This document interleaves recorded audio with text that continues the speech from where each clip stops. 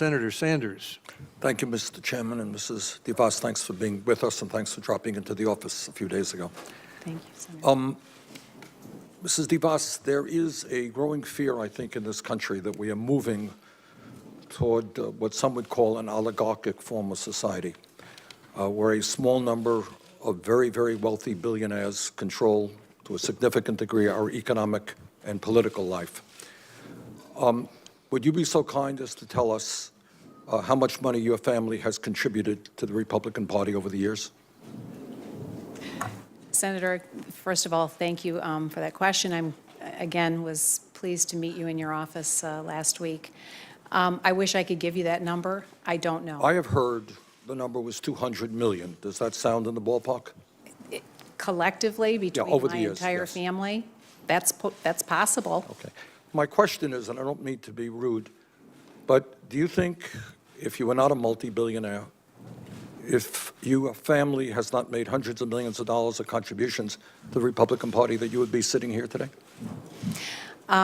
Senator, as a matter of fact, I do think that there would be that possibility. I've worked very hard on behalf of parents and children for the last almost 30 years to be a voice for parents and to voice for students and to empower parents to make decisions on behalf of their children, primarily low-income children. Thank you. In your statement, your prepared statement, you say, and I quote, "Students should make informed choices about what type of education they want to pursue post-high school and have access to high-quality options." Some of us believe that we should make public colleges and universities tuition-free so that every young person in this country, regardless of income, does have that option. That's not the case today. Will you work with me and others to make public colleges and universities tuition-free through federal and state efforts?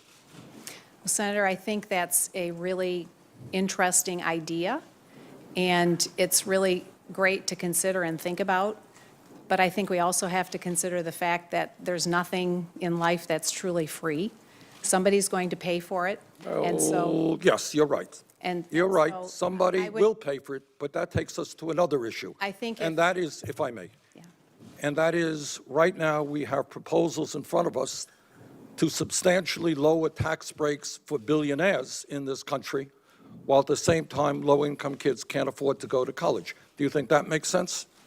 Senator, I think if your question is really around how can we help college and higher education be more affordable for young people as they anticipate. Actually, that wasn't my question.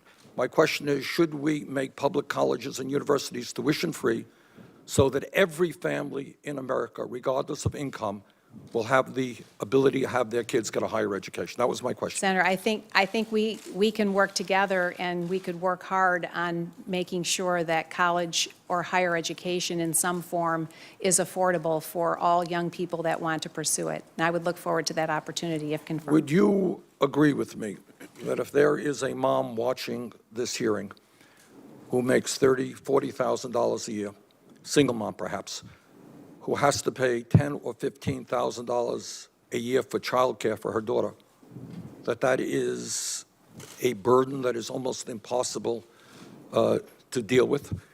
What are your proposals about making childcare universal for our working families? Do you have ideas on that? Do you agree with that idea? That certainly is a burden, and I can understand the challenge that family, that young mother would face in deciding how to best serve her child's needs. Again, I think if we're talking about the future of that child and their education, I would look forward to working with you. I know we have common ground on a lot of things, and we could find ways to work together to ensure that young mom's child will have a great opportunity for a great education in the future. There are countries around the world which do provide universal, very inexpensive or free childcare. Would you work with me in moving our government in that direction? Senator, again, I feel very strongly about the importance of young families having an opportunity for good child care for their children. I'm not sure that But that's it's not a part question the of an education opportunity. department. It's a question of being able, very often, my Republican friends talk about opportunity. But it's not a question of opportunity. It's a question of being able to afford it. How do we help somebody who's making $8 or $9 an hour at a time when we can't raise the minimum wage here because of Republican opposition? How do we make sure that those moms can get quality child care that they can afford? Well, I would look forward to helping that mom get a quality education for their child or their children so that they could look forward to a bright and hopeful future. Thank you very much. Thank you, Senator Sanders.